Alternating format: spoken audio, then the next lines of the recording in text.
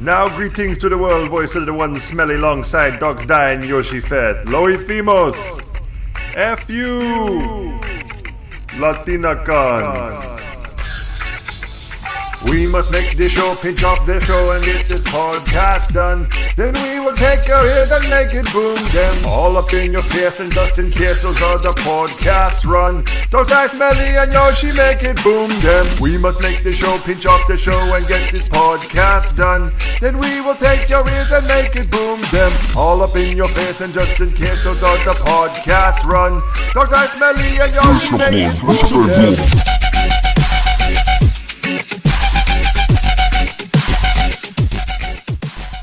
Welcome, ladies and gentlemen, to a wonderful another episode, number 93, in fact. Dang it, frock!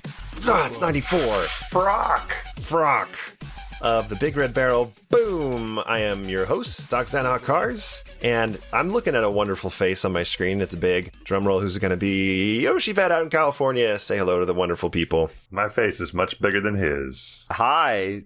Well, I mean, relative to body size, I think I have a bigger face. You have a bigger face-to-body ratio? Yeah, I totally do, because I'm below 6 feet tall, and you are well over 10, so... Yeah, I got a big face. What kind of hat size are you rocking? I don't know my actual hat size, but I know that most hats are too small and hurt my face and head. 7 3/4. Yeah, me too. 7 3/4. I have a very large circumference here, and it's like almost every hat I buy, even if I think it fits right, after wearing it for like a day, I'm like, ow, no. Even hats that fit don't fit? I know, it seems like a paradox, but they start out like kind of fitting, and then it just irritates me. I just don't wear fitted hats. This is the best podcast intro of all time about my use of fitted hats. I'm enthralled. I'm already pulling up some mobile games on my tablet. We're already playing Assassin's Creed Revolutions or whatever. Revolutions. Anyway, yeah, I'm out here in Cali, which is a condemned, wicked state. Obviously, we deserve any disaster that comes our way, per many people I've heard recently on various social networking sites. But nah, for real though, shout out to our hometown, which is under siege right now. Not from any invisible wars on Christmas or crap like that, but actual literal mudslides. So, yeah, hope everyone's doing all right. The 101 hasn't been closed down this long for never. For never, yeah. For never. That's what I tell my students too. I'm always like, just make sure you add "for never" in your thesis statement, and you always for never. Well, it's better than most of their intros, which are like, from the beginning of time, people have talked about literature. I'm like, just don't ever start an essay that way. That's the worst thing. Just don't do that. It's better to say nothing than to say what you just said. Anyway, all right. Sorry, I'm done with my intro. And out there in Georgia, yeah, is where it is Smelly Pirate Hooker. How you doing? I never say your full name. I'm doing great. I am continuing my gaming renaissance, and this week I bought Assassin's Creed Deuteronomy, and I've been playing through that. It's really excellent when you get to throw stones at menstruating women, and oh, that's good. It's a solid iteration of the Assassin's Creed game. Yeah. Oh man, they just keep upping the ante at Ubisoft, so... Seriously, new levels. Yeah, no, everything's good. It's great. I love recording the podcast. It's shocking that we didn't record it for never. We never recorded it. We never recorded it. And now we do again. We do. Great. Well, I'm out in Utah. It finally started snowing today. I know that in Georgia, you guys have had the snow the last week or so. Whew. And it's been 55 degrees here in Utah. In fact, today it was 57 degrees, and then here comes the cold front, and now we're going to get 7 inches overnight. So that's exciting for all the active skiers out there. 7 inches, dude. That sucks. 7 3/4, the same size as my hat. It's a measurement that I use frequently same when size I'm as my talking about myself. Hat, too. My hat, yeah. So, so tonight was a cute moment for me, guys. Let's go there. Because it was a daddy-daughter dance. she got to pick 2 friends. So we had 2 friends come with us with their dads, and they got to pick the restaurant. We went to Chick-fil-A, high class. Thank goodness for 5-year-olds. You had to hang out with other dads? That's the worst part of this story already. I know. That's going to be your least favorite part of the dance you go to next week. It's tomorrow, and we're not going with anybody else. F that. Anyway, go ahead. Screw that. No, we go to the dance and have a good time. And we're like, the other dads and I are like, let's just tell them we can get ice cream. And they'll say, yay, let's get out of here. And so we do. We're like, hey, you want ice cream? They're like, yay, ice cream. Hold on. Let me get my notepad. This is important. That's right. This is important. If you want to bounce, just promise her sugar and it'll be good. Oh, yeah. So in the middle of, there's probably 200 12-year-old and younger in elementary school age girls with their dads dancing around. I see my friend about, I don't know, he's 6'5", I'm 6'7". I see him probably 20 feet away with 10 people in between us. And he kind of mouths me like, you leaving already? And just imagine, Smelly and Yoshi can see this, but the listener can't. You're just going to have to imagine with me.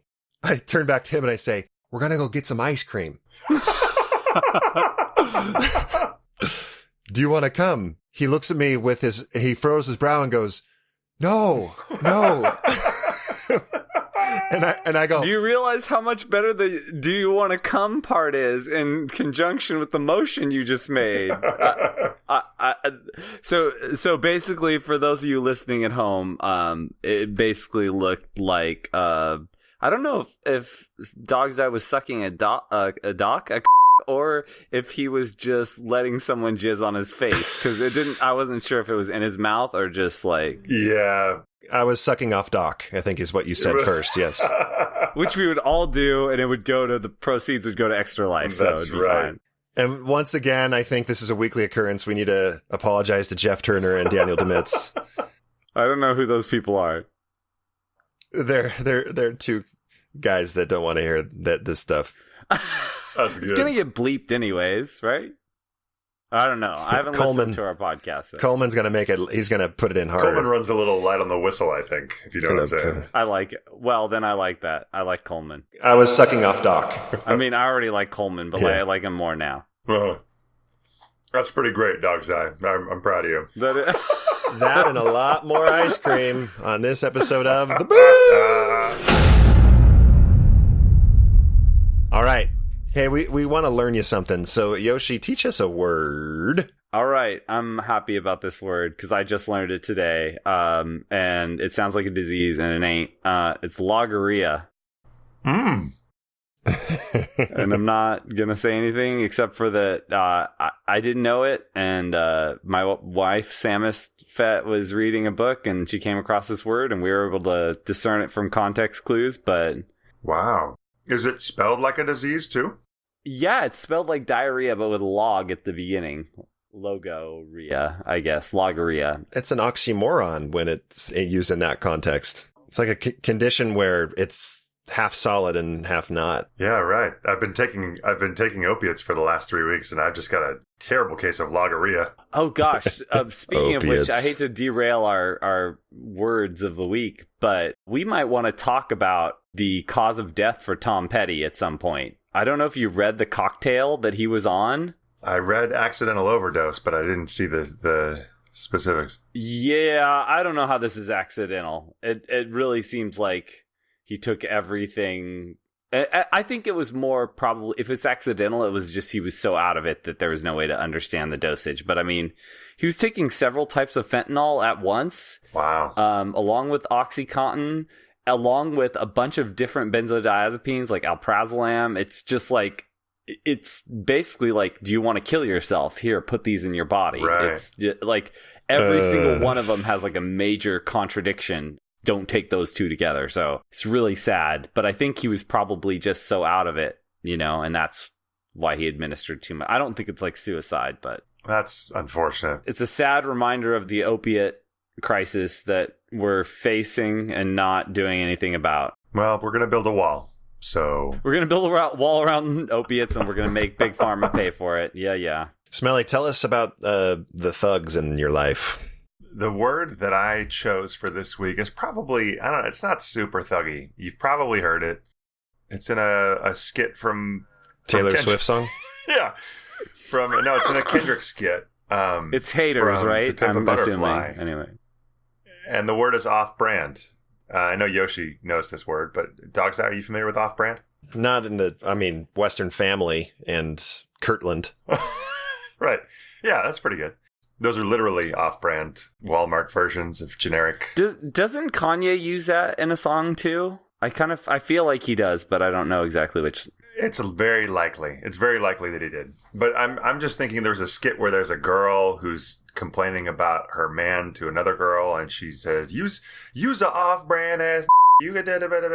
She says that over and over again. I think it's in this. Yeah, that's the free. second skit right after the first song, the awesome George Clinton song. It's right there. Right. So anyway, essentially, it's just an insult against a person that means that they're just cheap and worthless and inauthentic. Generic. Right. Yeah, generic, literally, but in the thuggy sense, you're just kind of an idiot. Yeah, so there it is, off-brand. And logorrhea. Yeah, don't buy the off-brand medication for logorrhea. It does not work. You need the real stuff. You'll either get too much log or too much rhea. So, 24 days until batters and pitchers, which is everyone. Catchers and pitchers report for spring training. Batters, not yet, though. Not yet, no. I'm going to be doing a baseball speak today. And the baseball speak, and Yoshi may know this. I don't think Smelly would know it. Golden Sombrero. Ah, yes, I know this one. I think, unless I'm off by the number of events. Yeah. Smelly, what do you think a Golden Sombrero is? That is when a pitcher's... You're already wrong. No, I'm not. You may not be aware of this alternate definition of it, but it's when a pitcher's strikeout count over the course of a season approaches half of his weight in kilograms. So Fernando Valenzuela was the first to do it, which is why it's called the Golden Sombrero. Why it's right. Yep. And of course, the sombrero, Hispanic term, so we're going to use the metric system here. I love your definition. That's a lot better than it should be. Dogs, can I guess and you tell me if I'm right or wrong? Please do. Is it 4 strikeouts in a single game? It is. It's one batter. By a batter? Or a catch. I mean, it could be a catcher, but a batter is fine. It's Evan Longoria or Andrew McCutchen striking out 4 times in a game. In 2018 for the San Francisco Giants. Or Hunter Pence or Buster Posey or Brandon Crawford. I'm just going to name their whole team. That's right. Does that not happen very often? It's pretty rare. Unless you're Aaron Judge. Unless you're Aaron Judge, and then that's a good night if you have 4. Or Jock Peterson, honestly. Oh dear, I know. So yeah, there you go. We've got Logorrhea, Off-Brand, and Golden Sombrero. That's a pretty strong showing. I like that. I like it. I'm excited to be part of this. Yeah, I think this is one of our strongest showings in quite some time. I'm just glad Golden Sombrero is not like a dirty sex move, because it does sound like that too. Yeah, it does sound like a dossier that the Russians have on Trump or something. I thought it kind of sounded like Golden Sombrero is like when a pitcher should be on the DL for hemorrhoids, but he takes the mound anyway. Oh, Kershaw's showing a lot of effort He's out with here. an O-ring. He's pulling off the Golden Sombrero. He's dealing with Logorrhea and a Golden Sombrero, and his cleats are off-brand. It's just a bad day for Clayton out there, you know? That's right. He's He's already in postseason form. Oh, no. So this isn't really a topic, but it's something that I'm in the gaming industry. I'm a little bit sad about. And Smelly, I don't think I've told you this, but this should break your heart. My good buddy, who I actually was the ice cream buddy from my story. My son and his son are very good friends. Oh, geez, this needs to be a video podcast. They're very good Not friends. in my eye. Oh, sorry. And we went over to their house, and he's got a Vive with a really nice setup with all the motion things and the headset and the speakers and whatever. And I play it, and I'll tell you what, my brain is older because I get dizzy and nauseous. Oh, no. You're one of those. Pretty quickly. But at the same time, I'm like, I don't care. I got to keep playing. He's got this like gun game, like first-person shooter game that was so much fun. You have to like look at your vest and grab the gun out and then load it and cock it you have to cock it and everything. It's great. It was so fun. But then after like 5-10 minutes, I take it off and I'm just like, oh, I can't do this. Wow. And he has like ginger, like little ginger candies. Oh. Guys, apparently ginger is supposed to take away nausea and motion sickness. Right. It often helps. And it's delicious. So I like it. So there you go. What a tasty treat. Did you feel like Andy Serkis at all as you were doing it? Because that's what I'm starting to think about is like basically it's getting to the point where like it's going to be like doing motion capture for a major motion picture to play VR games. Like you're just going to have all these little dots on your suit and it's going to be, it's just, again, it's like this notion that video games are now becoming like this full body deal where it's like, oh, it's so cool. Like you reach down and grab the gun. But I always thought the thing that was cool about video games is that you didn't reach down and grab the gun. You just press B. Have to do it. Yeah. You just press B and that pulls out your gun like that. I don't know. I mean, why not just go play paintball then or something if you're going to do that? I mean, I guess there are obvious reasons it's easier to play in VR or whatever, but I don't know. It feels like a different, I guess you would say, like branch of video games that we're going into now with VR. It's not really like, I mean, obviously it's still a video game in a certain sense, but it feels like it's breaking away and becoming its own kind of thing. It's its own kind of genre. Yeah, you're absolutely right. The top video on Reddit today was, have you watched any of the highlights of VR chat? And highlight is a generous word for it. Yeah, I've heard about them. I don't even know what that means. VR chat is you create your own little avatar and it can be anything you want. You walk around and anyone in your proximity can hear you. I mean, it's the most simple concept that there is. It's a chat room. Right. But with VR. With people. Or people. Can you be like weird things for your avatar? Like a cat with two butts or something? I don't know. Yes, you kind of make your own thing. So the video today on Reddit that was the most popular video on Reddit today was a circular sentence. I'm sorry. But no, good. Go for it. This guy it's from his perspective of first person and he's walking around and he sees like a Transformer avatar robot on the ground and his arms and legs are kind of moving a little bit. And he walks up to the guy and he's like, "Hey man, you okay?" And you hear like the kid's microphone that's on the ground is like, and he's like, "Are you okay, man? Are you okay?" And people start to gather and there's like a Rick and Morty character.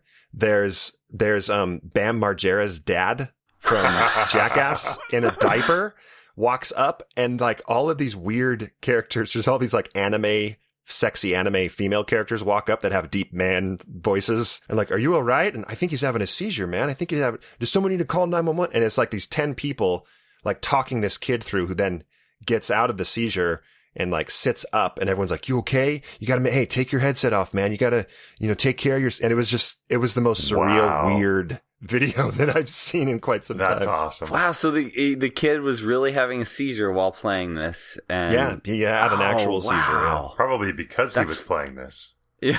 Likely, but well, that's probably it. That's intense. I love it. I got to go see that. Are we done recording? Yep. Last time we recorded was the latest we had ever recorded, and now we've beat that with this recording. Already, and we're 20 minutes in. So this may not reach an hour. I'm going to be honest. I'd be cool if we didn't last long today. That's the one topic that I wanted to bring to everyone's attention tonight. So what, Yoshi, impromptu topic, bring it up. Booyakasha. I'm sorry. I shouldn't have said it. Isn't that? It's She's okay. My wife. Yeah, extreme Borat voice. I know I talked about the Switch a little bit last time. I just want to say that maybe I'm dumb, but I'm very confused by Nintendo a lot of times, though I love the Switch. It's been like an arduous task for me to try to connect my Switch to my Nintendo ID account or something, and I don't even remember how I set it up on the Wii U, so I spent like an hour trying to fix it earlier today to no avail. It tells me my email address is not registered with Nintendo, but then if I put in my username, then it sends an email to that email address to give me a new password, and then I put it in and it says this password does not match this username, and I'm like, okay, I give up. That's my one little thing about the Switch. It's very confusing. That's the hardest game that Nintendo has ever written. That's the Nintendo's Dark Souls right there. Yeah, exactly. Which, by the way, I don't know if I mentioned this last podcast, so I'm sure I did, is that I started a new Dark Souls playthrough. and I'm a little over halfway through, and God, that game, I don't know, man. It came out in 2011. I'm still playing it, but the thing I was going to say about the Switch was, I think on last episode I may have mentioned that my daughter beat Super Mario Odyssey already. Yeah. And now she's beaten Splatoon 2. And those were the 2 games I got her. So now it's like, okay, what do I do next? And then I saw that Smelly Pirate is forcing his child to play through the original Zelda. Right. And I'm like, yo, I think I might download that on the virtual console and make her play it, because what do I call her? Toadette Fett?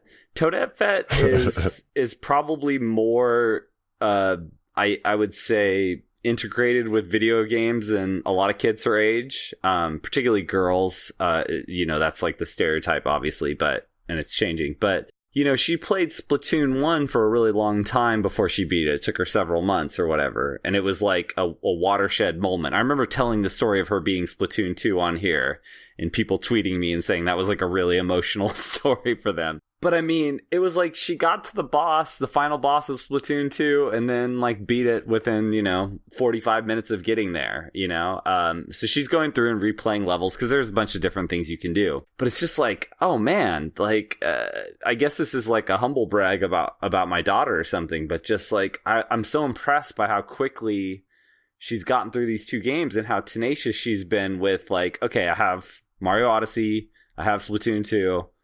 I'm going to beat these games, and I'm just going to do it. And it's not like she spends all of her time playing video games. It's like she spends a lot of time reading and drawing me pictures and all that kind of stuff.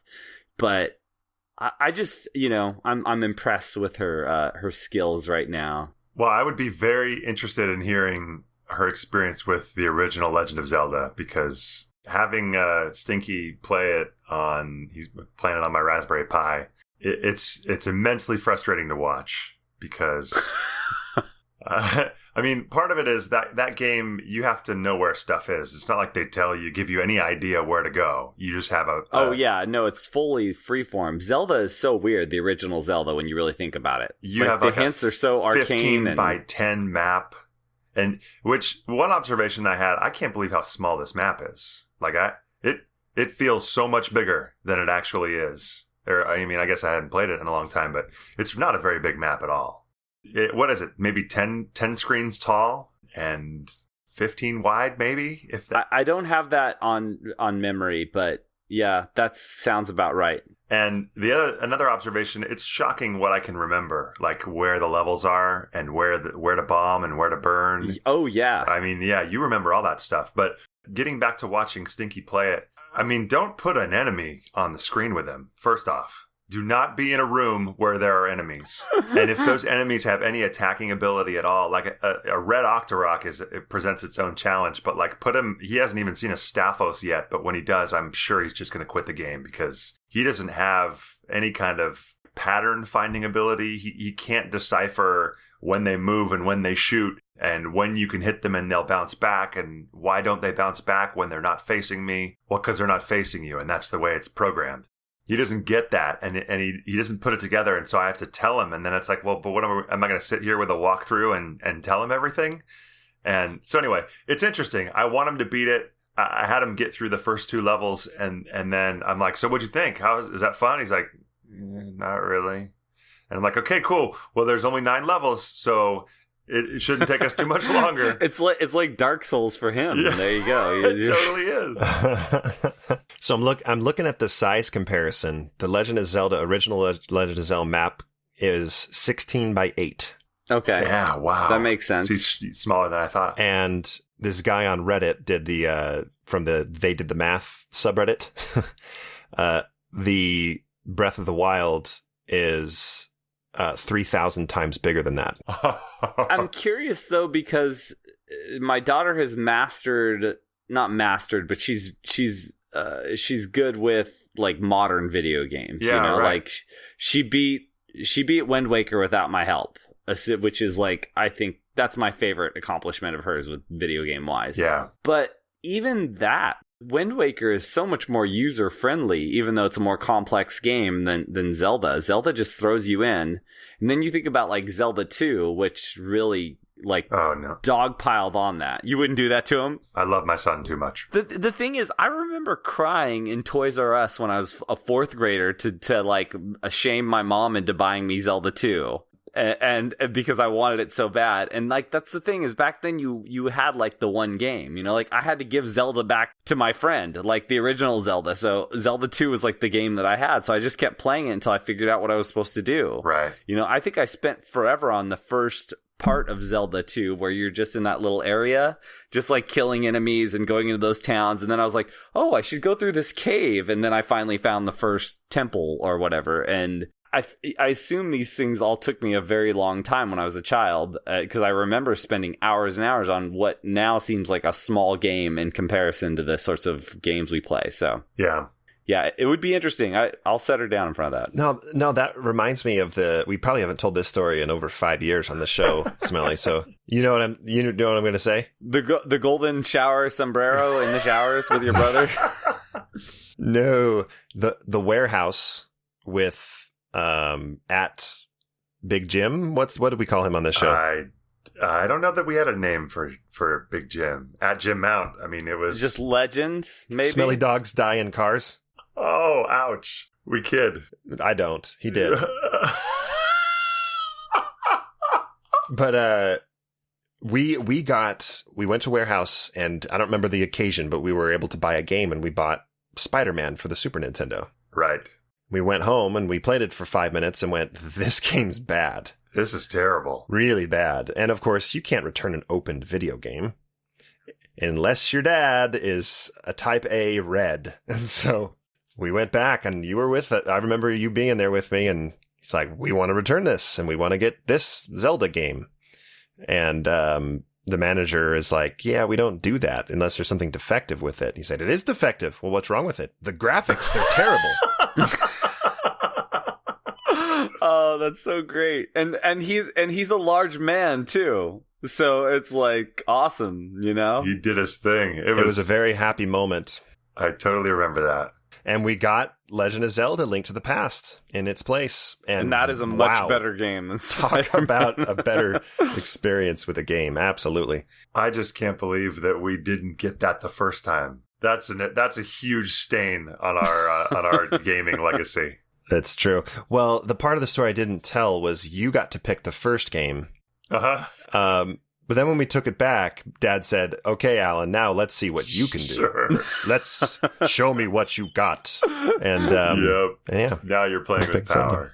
That's what it was. One of my most enduring memories of, for some reason, of our childhood, whatever, high school friendship, Smelly, was when we rented Prince of Persia from Blockbuster, and we spent all this time trying to figure out how to make it go, and it was so hard, and we were so hard. And I remember like sitting there and like trying to read the manual and tell you what the manual said, because you're like, how do I do this? I'm like, yeah, I don't know. You haven't gotten. Yeah, how do I jump over this pit? Like, that's all I want to do, and we can't make it happen. But how crazy is it that now all I would do is just like hop on my phone and like start looking up a bunch of stuff, and I go, oh no, to get through that part, here are 8 videos about how to get through that section, you know? Like, that's another thing, like going back to Zelda, it's like part of the reason why I remember the stuff in Zelda so well, like you were saying, Smelly, is because like I remember Nintendo Power, like maps and stuff. Yeah. The first Nintendo Power had a whole section on the second quest of Zelda, right? The Master Quest.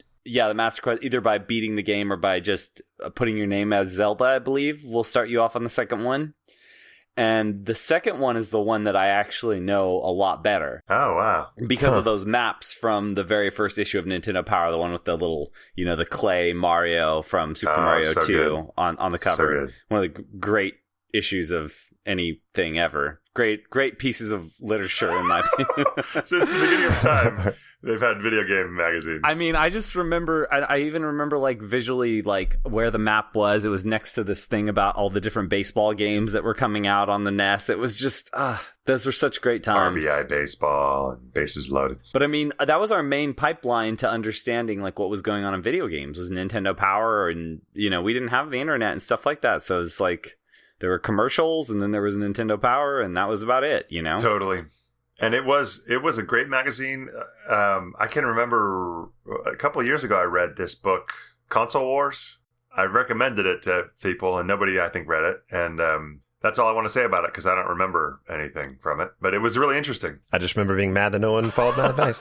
Shocking. Zelda, Dogsdie, I think that you should probably endeavor to get your oldest to play through Zelda, if you haven't already. Oh my gosh. Here's the problem. He's mildly Asperger-y. Sure. And I can't get him to do anything but Roblox. Could he be convinced that this actually is Roblox? Oh, and the same 3 songs over and over again on Rock Band. Oh, yeah. That's true. Dude, perfect that stuff. I appreciate that way of thinking. He's playing all Jimmy Eat World songs on guitar on Expert. Okay, then I'm even more in support than I previously was. Yeah, he's doing good. One of my friends sent me a screenshot today of just the song Futures on his iPod, or what, I don't know what the kids use. He's one of my millennial friends, and he was like, the Zune. He's like, I was on a Zune. He was on Zoom. And it was Futures, and it was just a shot of Futures. He's like, I really dig this song, and I'm like, yeah, that's an awesome song. And he's like working with somebody on like engineering an album or something, and that was like one of the songs they used as like a big sounding rock song, and I was like, yep, I like that. That's good. I love it. Anyway, so cool Jimmy Eat World connection. That was our Nintendo topic. Mm-hmm. Smelly, do you have a topic before we get to our bracket? Yeah, I just want to take a second and hear what you guys are watching. What have you watched lately? Well, I don't know. Like, if you have stuff on the docket, go, because I have like 3 that come to mind immediately. Oh no, yeah, go ahead. I was just gonna fill silence. So, BoJack Horseman, we're watching now, which is extremely fun. Oh, I've never watched it. And it's Will Arnett. I don't know if you guys watched the Lego Batman movie, but it's pretty good. I like it anyways. And his voice is so great. He's but amazing. the show itself is really fun, and it's like one of those like short ones that you can just like pop on an episode and you don't have to get too invested. I've started watching Black Mirror, which I've only watched like a sampling of episodes, but boy, is that show cool. And I'm so glad that I'm finally getting into that. Yeah, that's a fun one. We watched the one about the killer robot dog that's in black and white, which was like totally weird. And that was the first Black Mirror episode I watched. It's called Metalhead. And it like it's nothing like the other episodes of Black Mirror, which made me happy because I like the diversity of that show. Like you can watch one episode and then the other one's totally different. Oh yeah. And then finally, I wanna send out my call again for the very mainstream show that I normally wouldn't pimp out, but The Good Place. That show's great. Normally, I would not recommend a network comedy, but Kristen Bell is amazing on that show, and Ted Danson, and I mean, it's really funny and smart, and it's created by the guy who played Mose on The Office. Dwight's brother, Michael Schur, and he created Parks and Rec too, so he's got a good pedigree going for him. Oh, I didn't know that. It's an absurdist comedy, and it's so weird, and sometimes it's laugh out loud funny, and sometimes it's just like, I kind of can't believe this, but I strongly recommend going back to the first season and just starting it up and letting a few episodes go by, because the characters are so engaging, and one of the characters is a huge Jaguars fan. He's from Jacksonville and has this huge Blake Bortles thing, and it's super funny with Jacksonville being the AFC Championship game now and Bortles still being bad at quarterback. It's just, I can't recommend that show highly enough. It's so great for a mainstream comedy. So I'd say give it a try. Check out a couple of the first episodes and see if you like it. Because season 2 is totally different, but they're both good. We've watched quite a bit and we like it. It hasn't stuck, but I will give it a second chance because I respect you. I think the second half of the first season really starts to pick up momentum, and then the end of the first season is fantastic, and then the new season we've been watching is just building off of that. And it's so cool because they do this thing where you feel like the writers are writing themselves into a corner and there's nowhere they can go from there. And then they think of something to do and go in a different direction. And you're just like, oh, that was so smart. Huh. So that's the other part, is like knowing that the writing feels like very, like we're going to push this to the edge where you feel like there's no going back from this moment. And then we're going to find this cool way to get out of it. But anyways, yeah, that's hefty endorsement for that show. Also, by the way, Mr.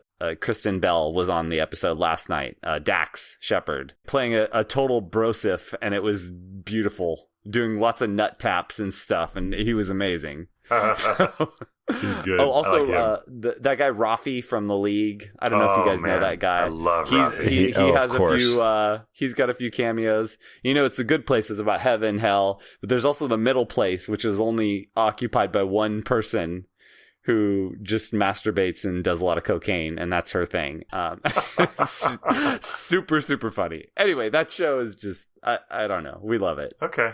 Fair enough. All right. That's a hard pimp. Smelly, what you got? Yeah, I went hard. I went ham. You go hard on Earth. Do you with the war? Sorry. Yoshi, have you seen that video? Dang it. I don't know what the reference is, but I laughed anyways just because it's fun to laugh with everyone. We're all laughing.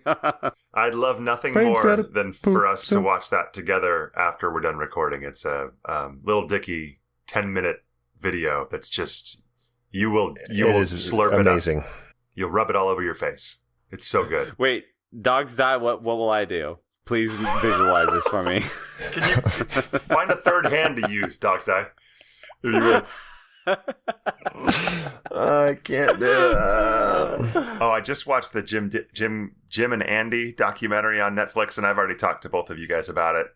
It's fantastic. I recommend everybody to go back and watch Man on the Moon in some way that you can, probably illegally because it's not available anywhere unless you actually purchase it. Or and then watch the Jim Carrey documentary about the making of the Man on the Moon, because it's just fantastic and an excellent sort of psychological study of a colossal film star who's no longer quite as big a deal to us now. We're also watching Black Mirror, and I think the next episode in the queue for us, we're watching it in order, essentially.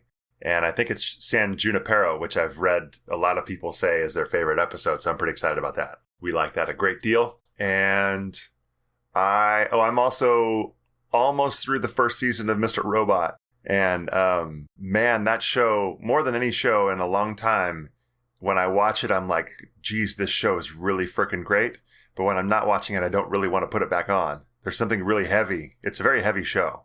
Anyway, it's very, very good. I'm shocked by how high the quality of production is, because it's a USA Network original. Right. But the kid, the boy Rami Malek is a revelation. As like I don't want to say anything about him because there's a couple twists involving him in the first season, and jaw-dropping, holy crap, that's a great twists. So that's fun. And shoot, I feel like I'm missing something else. He is playing he's playing Freddie Mercury in the upcoming biopic. And he looks incredible in that. Yeah, he looks so Freddie in that. Even more Freddie than I thought, what's his name was going to look when he didn't do it. Sacha. Borat, yeah. Sacha Baron. The other show, I just watched through all 3 seasons of a show called Schitt's Creek. That's on Netflix. It's a Canadian show, and it stars Eugene Levy and his son, Ricky Levy. I don't know what his name is, but he's pretty funny. Ricky Levy. Ballad of Ricky Levy. You'll know him by his eyebrows. He's definitely got the Levy eyebrows. But okay, nice. And then what's Catherine O'Hara? Is that the name of the woman who plays in everything with Eugene Levy? Yes. They're just freaking great together, and they play this yuppie family who, in the first episode, they have all their assets seized by the government for tax purposes, and they have to move into this small town in the middle of nowhere that they own. I think it's somewhere in the Iron Belt. Up in the Virginia somewhere, and it's called Schitt's Creek, Schitt. It's named after the mayor, his name is Roland Schitt, and it's what a great name. It's Chris Elliott, of late 90s fame. Chris Elliott. You don't have to explain Chris Elliott to me. Yeah, man. no, he's in top form in this, and it's kind of a slow burner, but it's a fun show. Again, little 20-minute comedy to throw on and burn through an episode. 3 seasons of it, and they're all just like horrible people who develop hearts of gold in different ways. It's fun. It sounds nice. So there it is. There's mine. Good times. We're watching The Amazing Race. Hey, but Jody's on it, man. I don't know. Jody. Yeah. Cody and Jessica Cody from and Big Jessica. Brother. Love That's Jody. I like that. Yeah, it's pretty fun. They won the last leg, and we were all excited for him. Uh-huh. And Joey Chestnut's on it. I don't know who that is. He from The Godfather? Man. Joey Chestnut? Richie Ratface. Hey, Joey Chestnut. Hey, Joey. That's my Godfather. I'm not trying to do the Godfather voice, but just that. That's just like a random character from The Godfather. You're being, I guess. Hey, Joey. Joey. Joey. What was he saying? Oh, no one knows. He's the hot dog eating champion, Joey Chestnut.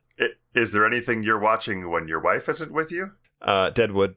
Nice. It's been several weeks since you've watched an episode of that, but Yes, it is. I don't know if we ever talked about that on the show, but holy crap, Deadwood is fantastic and everybody needs to watch it. It's so good. If you like two specific words in the English language, you will love that show. One of which Dogsdie pantomimed across a crowded elementary school gym tonight. There are just too many good shows on, man. There are too many good shows. It's ridiculous. Like, you have to give up your job.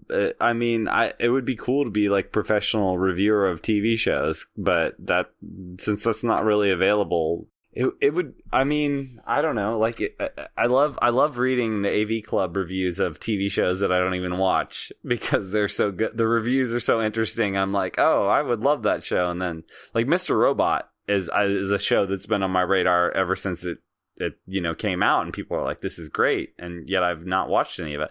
I watched a full season of Daredevil instead of that, so I don't even know what I'm doing. Oh yeah, Daredevil was disappointing. And I thought Daredevil was okay. I liked a lot of it, but not enough obviously to move on to the second season. So, well, yeah, the second season was worse. I don't know. There was things about that show that I liked, though. I don't know. There was some like grittiness to it that was good, but I don't know. You didn't like Foggy, I hope.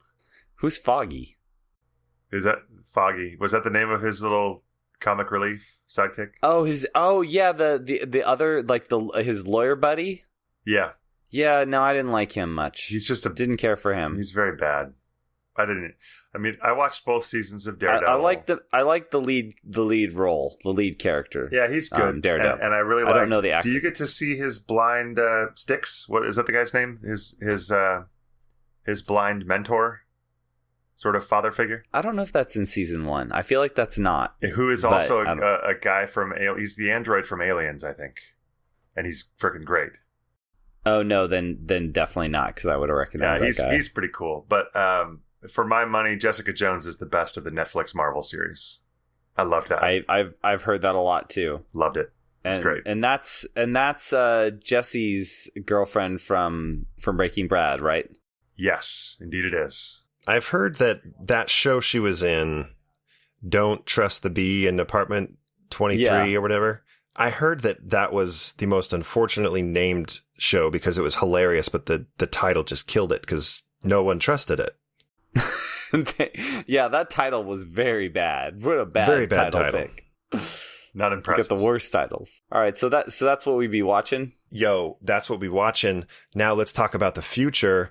We're going to end and bring this thing home with our most anticipated movies of 2018. Oh, quick side note. I already saw Paddington 2, which is on the lists I've been seeing of most anticipated movies because it technically came out this year. Right. And it was very good. Yeah. No surprises there. I don't know if you saw the first one, but the first one was good. And the second one was good too. I've heard these things. It's, who knew? I read that Paddington 2 was one of 6 movies ever to have a 100 rating on Rotten Tomatoes after more than 100 reviews. Yeah. It's pretty incredible. I mean, I wouldn't get too hyped up going to see it because I think I was a little too hyped, like seeing that. But it's definitely like worth taking your kids to. Because they'll like the physical humor, and then on the other hand, like it has a really good message, but not heavy-handed. It feels really organic and cool. So anyway, be a CGI bear. Let's move on, though. Sorry, that's the message. You see, an organic CGI bear, yeah, absolutely. All right, here we go. Let's do the bracket. We got a bracket. Well, how do we not have a bracket sound effect or like a, Coleman? Get us a bracket sound effect. Thanks. All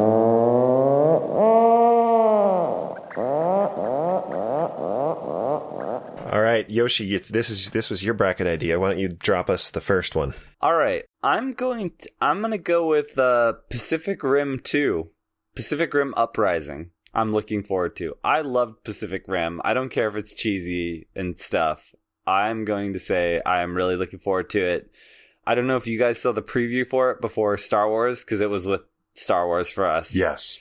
And the scene where they all suit up in their different, whatever they're called, Gundam suits, I can't remember what they're called, and they have all the different weapons. I was just like, this is cool. Yeah. I don't even care if it's going to be dumb. This is going to be fun. I'm totally into it. And we get John Boyega's natural accent. Yes. Finn. We get Finn in there, and he won't be on some casino planet this time. He'll be fighting like a real man. I'm personally anticipating the third movie in this trilogy, which is coming out in 2 years. And it's going to be a prequel. That's the one you're really looking forward to. Yeah. Okay. It's a prequel. It's called Pacific Rim Golden Sombrero. And there's going to be robots with anal fissures and anal fissures or fissures? Anal fiction and Pacific Rim job. Pacific Rim job. Golden Sombrero. Okay. Right. I see where we're going now. Yeah, there it was. All right, I like it. Smelly, bring us one. So, I would say the Star Wars solo Star Wars. A Star Wars story. Man, that movie is making me nervous. That movie is anticipated, not for the greatest reasons, but yeah, anticipated. Highly anticipated. I'm more like curious about it than anticipating it, like the way I normally anticipate Star Wars movies. This is not a normal feeling before a Star Wars movie is coming out. Right. Because it's like... that's true. Hey, English language question. Does anticipation imply positive? That's a good question. And when people say that that's a good question, they're stalling because they don't really know the answer. Because they're Googling. No, I'm not going to Google it. I would say that, so there's connotation and denotation, right? Like denotation is what like the literal dictionary definition is. And I believe, I don't know if this is true, that it's pretty neutral. It's like, but I think connotatively as a society who uses the word, I think we tend to think of it as a positive thing, right? Yeah, I think we do. I don't anticipate getting punched in the face when I tell my wife I cheated on her. I'm really anticipating, that surgery to remove that lump or what. It's like that. I just don't really. I mean, maybe it can be both, but it feels to me like connotatively, it's a pretty positive word, especially when you're talking about like movies you're anticipating. It's not usually, I can't, unless you're like me and you can't wait to see Batman versus Superman, so you can just talk smack about it or whatever. You can't wait to hate watch the next DC So like movie. when I say I'm anticipated for us to go to the next movie to finish this damn bracket. Okay, go ahead. Your turn then. Hey, thanks. I'm gonna go with The Incredibles 2. Who? Incredible Sue. The Incredibles 2. Oh, Incredibles 2. Yeah. Yeah, fair. I'm fairly looking forward to that. Yeah. I thought, I didn't want to give an obvious one, I like that. All right. Yoshi. You're up. My turn? Yoshi. All right, so Ready Player... No way. Let's see. I'm looking forward to Wreck-It Ralph 2, which is coming out in November, I guess. I love Wreck-It Ralph. It's one of those ones that is like very much associated with my daughter for me. And so I'm looking to see how that's going to go. I thought the first one was pretty brilliant, and I've probably seen it like 10 times. So I'm very excited to see the second one. Ralph breaks the internet, right? Yeah, which, we'll see. That'd be fun. That could go very badly or very well. I don't... But I'm anticipating it. I just hope there's a joke where he's like balancing a champagne glass on his bare behind and someone's pouring champagne into it for when he actually breaks the internet. Right, because he's like Kardashian, right? Yeah, that would be. I hope that reference is in there somehow. That would be strong. Yeah, that's not an old reference either. So, right, exactly, timely, like our podcast. I would say I am greatly anticipating. I anticipate this getting not past the first round of our bracket, but for me, Island of the Dogs. That's one of my most anticipated for this year. Yes, I can't wait. I don't know. That might get past our first round. We all like Wes Anderson here, and it looks like kind of classic, and it's got great voice acting. So I don't know. So good. And Bryan Cranston, dang it! I will sit on his face. Whether I he said likes that, it or not. But I really enjoy his work, is what I meant to say. Yeah, his work. Enough to sit on his face. I'm going to be optimistic about this next one. I'm going to put in Mary Poppins Returns. Oh my goodness. Oh. Because when this was announced, Lin-Manuel Miranda was on top of the world. And he is set to write the music and also star in it. I don't know that he has the star power in a movie setting to carry a movie. Right. But, and it's my understanding, if I'm not mistaken, that Emily Blunt is Mary Poppins. Correct. Yes, she is. And I love her. I do too. So, like, this feels really fun. New music written by Lin-Manuel with Emily Blunt. And yeah, let's look forward to it. Well, can we take a moment and check in real quick? Did you get to Lin-Manuel's turn and Curb Your Enthusiasm, Dogsdie? Yes, I did. Oh, man. I'm so happy that Larry David has been in my life. Oh, yeah. That it was a special little run of episodes there. And Lin-Manuel was so hateable. Just subtly hateable. And then he wrote a couple songs for that, too. And they were just great. It was so fun. Very, very fun. Anyway. One counterpoint I have to Mary Poppins is that it's like Julie Andrews is Mary Poppins. And like, it's one of those things, it's kind of like Solo, where I'm like, nobody can be young Harrison Ford except for young Harrison Ford. And then even in like the clips that I've seen of it, I'm just like, no, she's not Mary Poppins. Julie Andrews is Mary Poppins. And I love her. So no. But I mean, depending on the reviews, I'll probably see it too. So, all right, Yoshi, you got another movie for us. Like, I just post random pictures of Julie Andrews as Mary Poppins because I just love her in that. Anyway, sorry, I have a thing. I have a problem with that. So I'm gonna go with Deadpool 2 because I love Deadpool so much, and I think that more of that sounds fun to me. So that's another one I'm gonna do. Can I predict it won't be anywhere near as fun as the first one was? I will agree that that's probably true. I'll be sad, but I think that that's going to be the case. I mean, I don't know. Well, maybe. That movie, I love that movie. That movie, I feel like it gets worse on every viewing. Well, that's possible too, because I've only seen it twice, so I can't really, like... Yeah, I like it, but all right, anyway. well, that was a bad nominate. Can I turn that for... Nope, sorry, nope.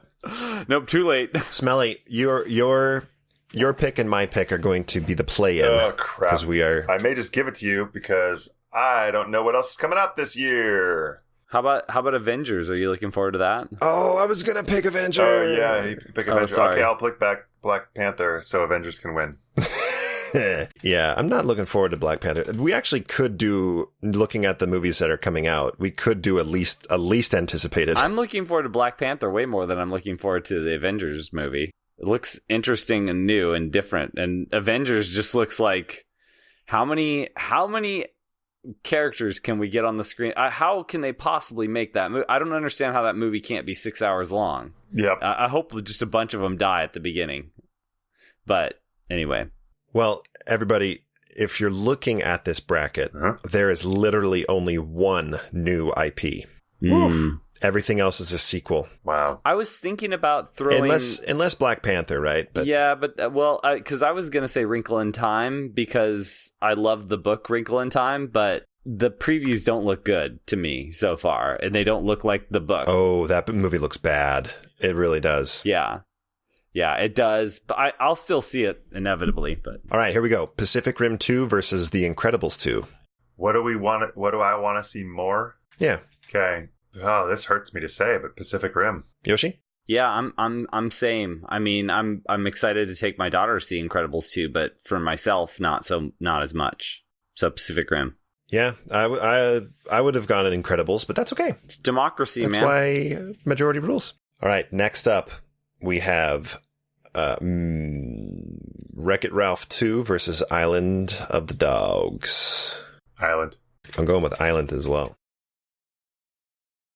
This has been Yoshifett signing off. All right, Yoshi's out because his internet's not working. And of course, now I'm looking at it and it looks like everything's fine.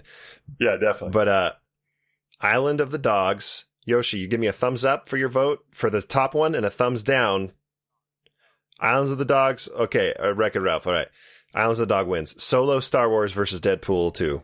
Solo. I'll say Solo, but I'm worried. Yeah.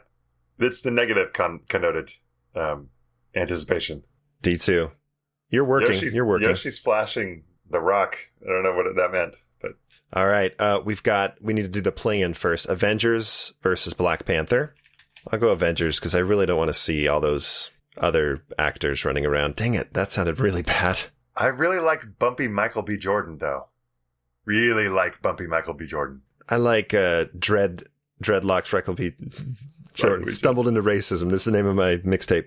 Yoshi, you have to watch The Wire just so you can see tiny little 12-year-old Michael B. Jordan. Like, incredible Michael B. Jordan as like an 11-year-old. It's great. It's true. Mary Poppins Returns is playing against the Avengers. I love it. What's it going to be? Oh, right now? Yeah. The Avengers. No, I go Poppins. Mary Poppins. Is it called Mary Poppins Returns? Is that the name of the thing? Yeah, yes, it is. All right, Yoshi votes for Avengers. Okay, in our semifinals, we have Pacific Rim 2 versus Island of the Dogs. Dogs. Yoshi wrote goat. Okay. Yeah, Yoshi loses on that one. We have Solo versus Avengers. I vote Avengers. I don't know if you guys can even hear me anymore, but we can. I go Solo. Sorry, Smelly, it's on you. Wow. I'll have to say Solo too. Ooh, all right. There's so much writing on Solo. It's like they have the farthest Solo made to fall, it to the finals. Wow. Last one. Island of the Dogs versus Solo. It's hard because they're both in it for very different reasons. I'm fairly certain. Yoshi says it helps that everyone hates The Last Jedi. I'm 98% sure that I'm going to like Island of the Dogs more, but I might be more on the edge of my seat with Solo. Well, he doesn't die. No, I'm not worried about plot. I just don't know if they can do anything good. So is that the edge of your seat then? Or is that you're going to be on the back of your seat? It's the rim of my seat. It's the, yeah, it's going to be, I got to say Solo. Wow. And what are you saying, Yoshi? Yoshi's saying Solo also. Oh, well then it doesn't matter what I say. I'll say Solo for unanimity. Yeah. It's not what anonymous means, Dogsdie. I didn't say anonymity. I said unanimity. You're so stupid sometimes, most of the time. We can hear your stupid laugh now, you jerk. You can hear me? Okay. I don't know. I'm going to talk and pretend you guys can hear me. Oh, gosh. Well, everybody, that has been this wonderful episode of the Big Red Barrel Boom, number 93 or 4. And what does logorrhea mean, Yoshi? Type it. Logorrhea means excessive talking. You're full of crap. Shut up. Does it really? It means how ironic. Excessive talking uninterrupted by jaggy internet connections? That's amazing. That is incredible. What a great word for today. I can't wait. Turns out God does exist. And this has been the Boom. Excessively loquacious. It goes along with one of our first words of the week, way back in 2008 or 9. Lugubrious. I still remember that one. Yep. Yeah. It was good. It's very good. Smelly, take us out. It's almost 2 a.m. The Big Red Barrel Boom. Sounds like you have mental problems, man. It was in his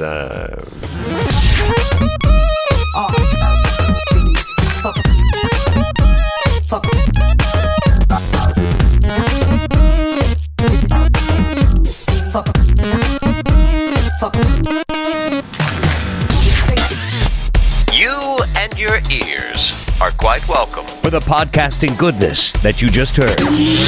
Why not roll on over to BigRedBarel.com for more podcasts, news, reviews, and videos from the biggest, reddest site on the internet, BigRedBarel.com.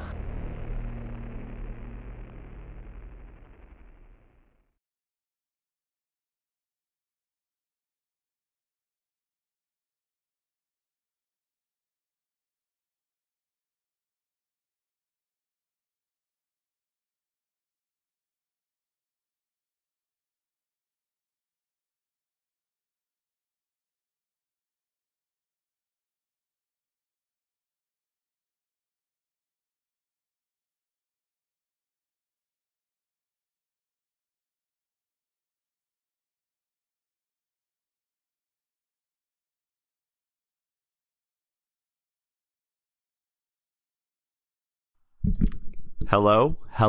Ah. Is that no? Nothing?